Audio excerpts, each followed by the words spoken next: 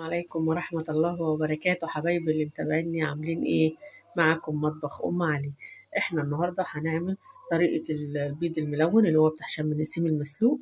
هنعمله بلونين اتنين فقط لا غير. هنعمل اللهم صل وسلم على سيدنا محمد. ادي البيض المسلوق اهو سلقته، ومعانا هنا اهو معلقتين من الكركم، ومعانا هنا حبة كركديه غلياهم يبقوا دافيين كده قبل يخرط يمسك في البيض اللون على طول. خلاص معايا ميه، اللهم صل وسلم على سيدنا محمد، ميه دافيه كده اهو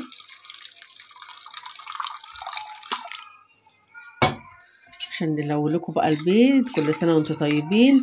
التقاليد اللي احنا ماشيين عليها يا جماعه ما بنغيرهاش عشان نفرح الاولاد زي ما انتم شايفين. اللهم صل وسلم على سيدنا محمد. دوبهم كويس بس عشان يخرطوا معاك، والميه تبقى دافيه. معانا الكركديه برده دافي، يعني هو ايه، حطيت حبتين كركديه مش كتير. وهنشيل بس البيض اهوت من هنا. بسم الله الرحمن الرحيم. نحطهم عشان تفرحي الاولاد. هم طبعا بيفرحوا بالبيض اللي يتلوني ده قوي. ماشي 5 دقايق كده اهوت، وهنطلعهم زي ما انتم شايفين. والكركديه برده كده اهوت اهوت. بيبقى خطير يا جماعه، ما شاء الله ما شاء الله. الاولاد بتفرح بالبيض الملون قوي. يلا بقى فرحي اولادك، اسلقي لهم بيضتين كده وفرحيهم. البيضه دي كانت بيضه بصفارين يا جماعه موجوده عندي، هتلاقي لونها متغير شويه. شايفين هياخد بقى ويديكوا اللون الجميل، بس هنسيبه 10 دقايق كده. A few moments later. طيب قلبي طبعا البيض بعد 10 دقايق شايفين بالكركم يا جماعه. حطيت منديل كده اهوت علشان نسيبه ينشف عليه بقى.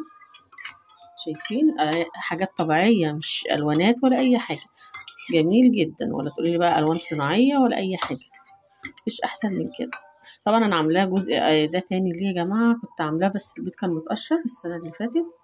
فشايفين بقى الجمال بقى. الكركديه خرط بقى، بصوا الكركديه حتى سايبه الكركديه في قلب معاه عادي، مش بشيله يعني.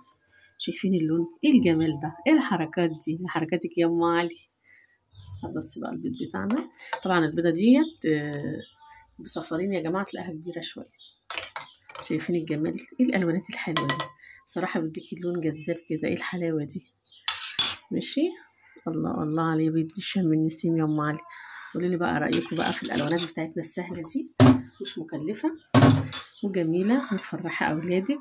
وقولي لي بقى ايه، كل سنه وانتم طيبين وكل شم نسيم وانتم بخير وبصحه وسلامه. واقول لكم السلام عليكم ورحمه الله وبركاته.